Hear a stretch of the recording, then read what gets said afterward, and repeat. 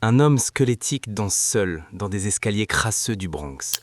Son rire est un cri, son sourire, une blessure. En quelques secondes, cette scène est devenue l'une des plus iconiques du cinéma moderne. Mais derrière le maquillage du Joker se cache un artiste dont la vie réelle est peut-être encore plus troublante que n'importe lequel de ses personnages. Joaquin Phoenix n'est pas devenu l'un des plus grands acteurs de sa génération par hasard. Il a été forgé par le chaos, sculpté par la tragédie et animé par une quête obsessionnelle de vérité. Voici son histoire. Joaquin Raphael Bottom naît le 28 octobre 1974 à Porto Rico, dans des circonstances que l'on pourrait qualifier de tout sauf ordinaires. Ses parents sont alors membres des Enfants de Dieu, une secte controversée. Cette appartenance entraîne la famille dans une vie de nomadisme à travers l'Oregon, le Mexique et l'Amérique centrale. Joaquin grandit avec ses frères et sœurs River, Rain, Liberty et Summer dans un environnement où se mêlent paradoxalement dogme religieux et liberté bohème. Quand ses parents quittent finalement la secte, ils changent leur nom de famille en Phoenix, symbole d'une renaissance, d'un nouveau départ. Et c'est sous ce nom que toute la fratrie va se lancer dans le monde du spectacle. Mais avant de parler de gloire,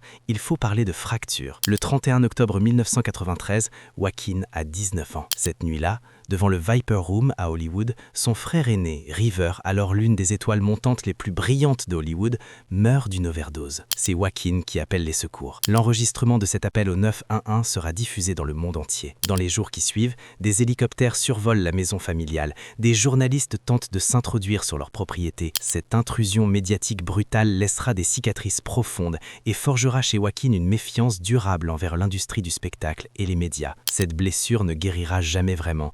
Elle deviendra le carburant invisible de son art. Après des années à se reconstruire, Joaquin revient devant les caméras. En 2000, Ridley Scott lui offre le rôle de l'empereur commode dans Gladiator. Face à Russell Crowe, il incarne un antagoniste à la fois pathétique et terrifiant, un homme brisé par le manque d'amour paternel. Cette performance lui vaut sa première nomination aux Oscars et le propulse sur la scène internationale. Le monde découvre alors un acteur capable de donner une humanité dérangeante aux personnages les plus détestables. 5 ans plus tard, Joaquin Phoenix accomplit l'impossible. Dans Walk the Line, il devient Johnny Cash. Pas une imitation, une incarnation. Il apprend la guitare, il chante lui-même toutes les chansons, il capture l'âme tourmentée de la légende de la country. Sa voix grave, son regard hanté, sa posture, tout y est. Il remporte le Golden Globe et frôle l'Oscar. À ce moment précis, il aurait pu emprunter le chemin classique des superstars hollywoodiennes. Mais Joaquin Phoenix n'a jamais rien fait de classique. En 2008, il annonce qu'il abandonne le cinéma pour devenir rappeur. S'en suivent 2 années d'apparitions publiques de plus en plus étranges. Lors d'une interview devenue culte chez David Letterman, il apparaît barbu, distant, presque absent. Hollywood est perplexe. Les médias se régalent de ce qu'ils croient être une descente en enfer. Mais tout cela n'était qu'une performance. Le documentaire I'm Still Here révèle que ce chaos était entièrement orchestré, une critique acerbe de la fascination malsaine des médias pour les célébrités en crise.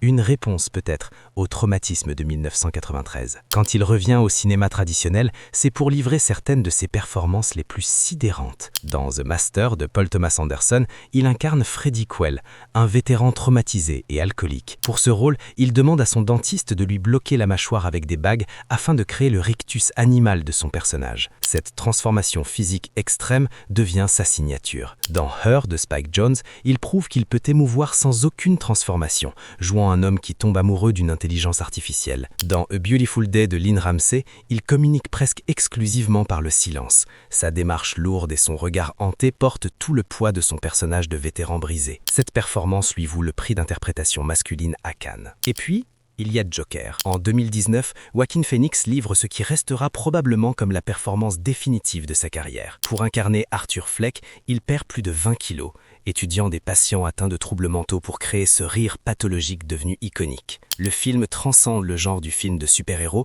pour devenir un miroir troublant de notre société. Le consensus est total. Joaquin Phoenix remporte l'Oscar de meilleur acteur. Et c'est là, sur la plus grande scène du cinéma mondial, qu'il choisit de parler non pas de lui-même, mais de ce qui lui tient vraiment à cœur. Vegan depuis l'âge de 3 ans, militant de longue date pour les droits des animaux, il utilise son discours pour dénoncer l'exploitation animale avec des mots crus et sans concession. Il parle d'injustice sous toutes ses formes, qu'elle touche les femmes, les minorités ou les animaux. Et il conclut en citant une phrase écrite par son frère River à 17 ans. « Cours à la rescousse avec amour. et la paix suivra. Aujourd'hui, à 50 ans, Joaquin Phoenix vit loin des projecteurs, avec l'actrice Rooney Mara et leur fils qu'ils ont prénommé River, en hommage vibrant aux frères disparus. Sa carrière récente a connu des turbulences. Napoléon de Ridley Scott et Joker Folie DE ont reçu des critiques mitigées. Certains parlent de passage à vide. Mais sous-estimer Joaquin Phoenix serait oublier tout ce qu'il a traversé, tout ce qu'il a prouvé. Car au fond, ce qui définit cet homme, ce n'est pas son Oscar, ce ne sont pas ses transformations physiques spectaculaires, ce n'est même pas son talent immense. C'est son refus absolu de compromis. Dans une industrie qui récompense la conformité, il a choisi l'authenticité. Dans un monde qui célèbre les surfaces lisses, il a choisi d'exposer les failles, les blessures, les parts d'ombre.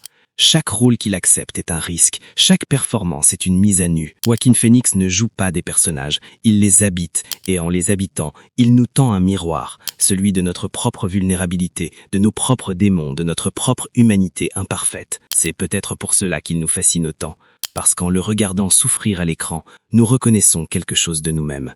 Et dans un monde qui nous demande constamment de porter des masques, voir quelqu'un oser les enlever tous un par un, jusqu'à l'os, c'est à la fois terrifiant et profondément libérateur.